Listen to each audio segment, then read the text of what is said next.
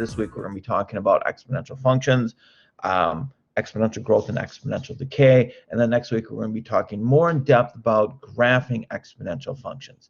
What is an exponential function? Exponential functions are one of the most important functions in mathematics. Exponential functions have many scientific applications such as population growth and radioactive decay. Exponential functions are also used in finance. So if you have a credit card, bank account, car loan, or home loan, it is important to understand exponential functions and how they work. An exponential function is anything that has a variable as the exponent, okay? And b cannot be 1. Can't be 0 either, because that wouldn't make any sense. Okay, it has to be greater than 0. And we're going to be talking about how to write exponential functions today. To graph an exponential function, and I'm just going through this so you can see what the graph looks like. An exponential function, and we're going to be talking more about this next week about how to graph exponential functions. But what you want to do with exponential functions is you just want to make a t-chart out. I know that this graph is going to, because it's an exponential growth. How do I know that? Because this number, the number that is attached to the exponent, if it's greater than 1, the graph is going to go up. If it's less than 1 and greater than 0, it's going to come down like this. So I know that's what exponential functions look like.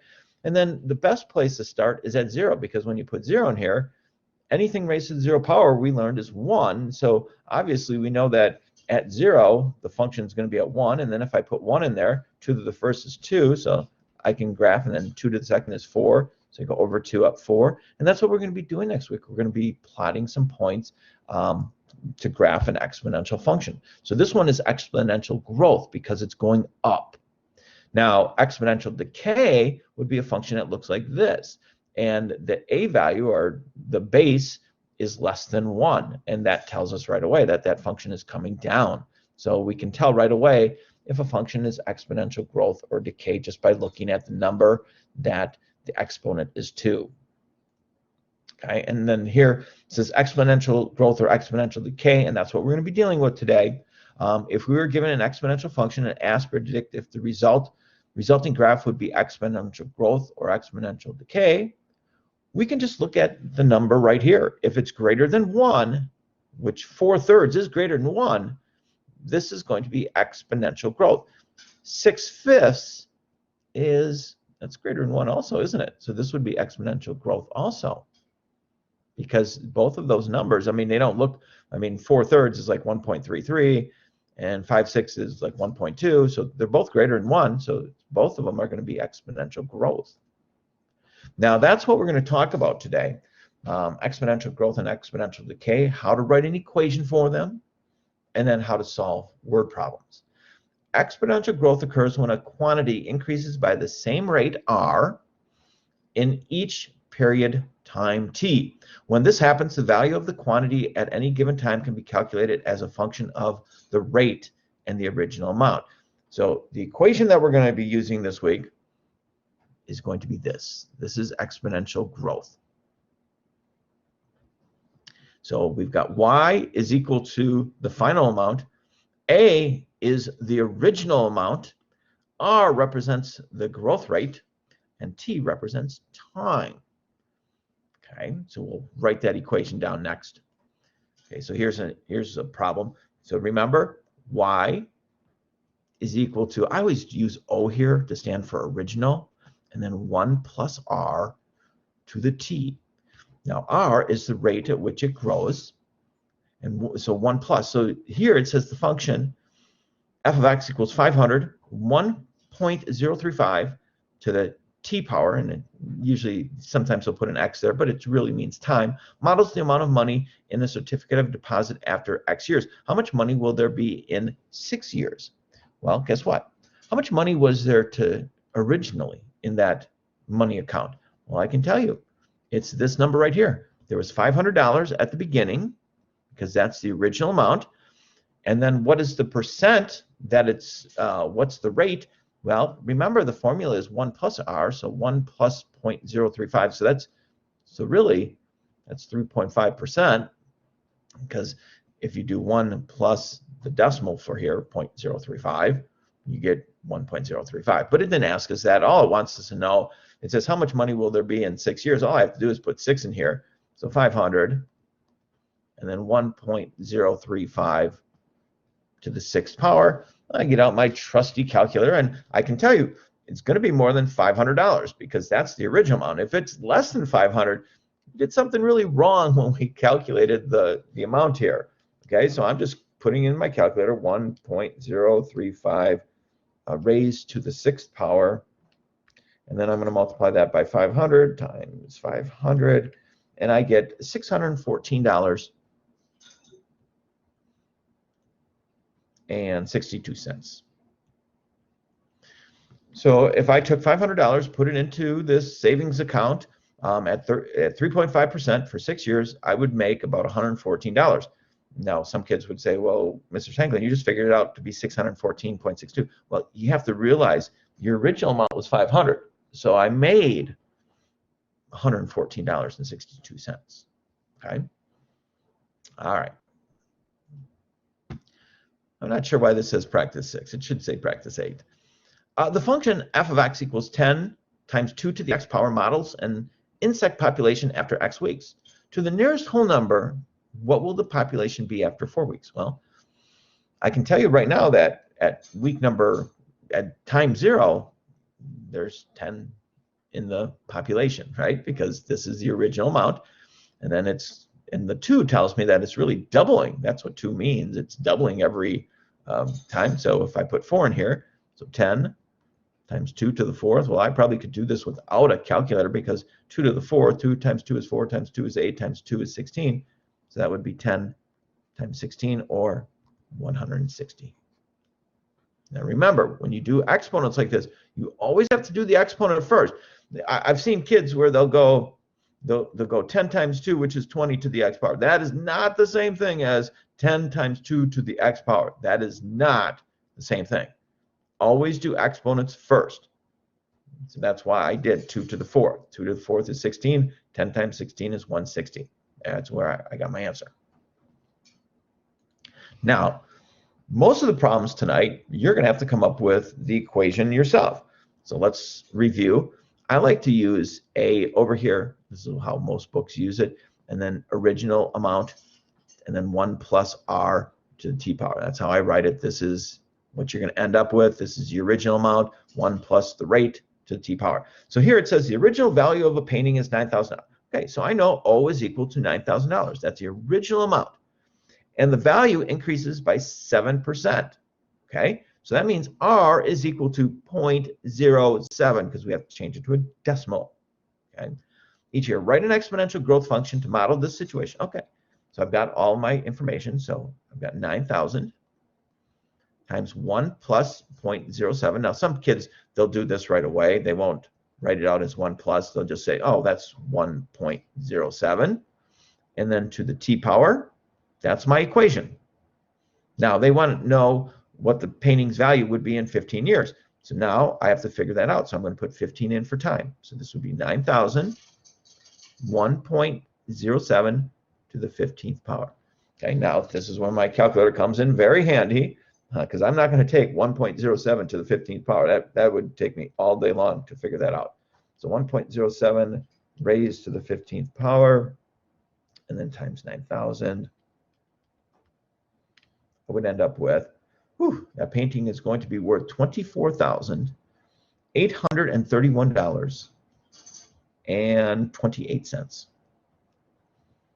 after 15 years. Okay, so I set up my equation using this. This is what we call exponential growth formula. And then I solved. Okay, let's try another one. It says the function f of x equals 200,000 times 0.98x, where x is the time in years, models the population of a city. What will the population be in 7 years? Now, is the population growing, or I should have saved this problem until we got to exponential decay. But right now, I know that the population of this city is decreasing because this is less than 1.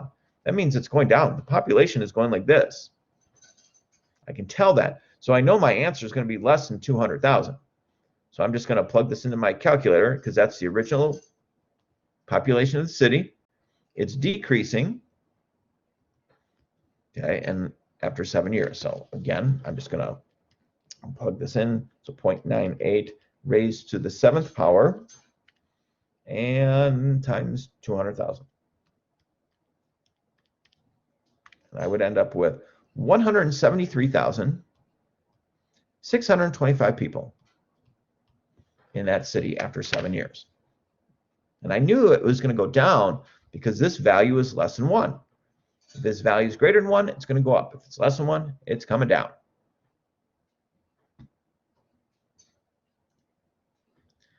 Exponential decay, and that's, okay, so it's the exact same formula. Exponential growth and exponential decay are exactly the same formula. The only problem is exponential decay, it's going to be the original amount 1 minus r to t power. So you subtract the rate at which it's going down. So that's the only difference between exponential growth and exponential decay. So on your homework assignment, you're going to have to be able to tell if it's exponential growth or decay. And just by reading the problem, you should be able to. For example, it says the population of a town is decreasing. It's going down. So I'm going to use this formula. A is equal to the original amount, 1 minus r to t power, because it's going down. So the original population was 1,700. It's decreasing by 3%, so that's 1 minus 0.03 to the t power. And that's in the year 2000. So this formula starts in the year 2000. It wants me to find the population in 2012. So t is going to be 12 in this problem. It's not going to be 2012. It's going to be 12 because 0 is the year 2000. So you have to realize that when you start your equation, it has to start at a particular date, and they're telling us that the population was the population was 1,700 in the year 2000. They want us to find the population in 2012. Well, that's 12 years later. So t is 12. So if I wanted to write this out, 1,700, 1 minus 0.03 is 0.97 to the 12th power. So if I get my trusty calculator out, 0.97 raised to the 12th power times 1,700, I end up with 1,179 people in that town. Okay, so exponential decay, we just do 1 minus r instead of 1 plus r. The fish population in a local stream is decreasing. Okay, so I know it's going down. So I'm going to use the formula. A is equal to 1 minus r to t power. It says it's decreasing at a rate of 3% per year. The original population was 48,000. Write an exponential decay and then find the population after 7 years. So my original amount, 48,000, 1 minus 0.03 to t power. Well, t is 7, so I'm just going to rewrite this as 48,000, 0.97 to the 7th power. And then you could work it out in your calculator and find out what the answer is. Let's try another practice problem from this week. It says the original value of a sculpture is $950 and the value increases. If it's increasing, it's 1 plus r. Each year, find the value of the sculpture in 8 years. Okay, so I've got my original amount, 950, and then 1 plus 15% would be 0.15 to the t power, but it wants 8 years, so I just put 8 here. So this is 950, should be a 9, 1.15 to the 8th power. So if I, again, my trusty calculator, 1.15 raised to the 8th power, and then times 950. And I come up with $2,906.07. Looks like letter C. One more practice problem. The number of members in a labor union is 240, and the number increases by 5% each year. Find the number of members after 4 years. Okay. Original amount, and then it's increasing, so 1 plus 0.05 to the fourth power.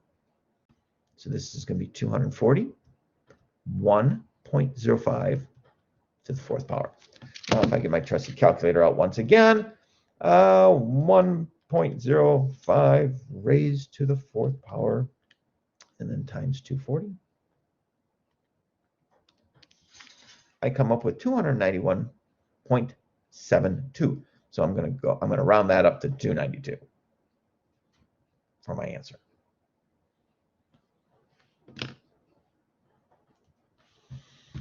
Notice an important difference between exponential growth functions and exponential decay.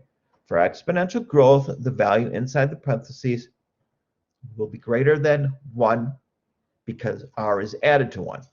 For exponential decay, the value inside the parentheses will be less than 1 because r is subtracted from 1. Okay, so you should be able to tell if something is exponential growth or exponential decay just by looking at the equation.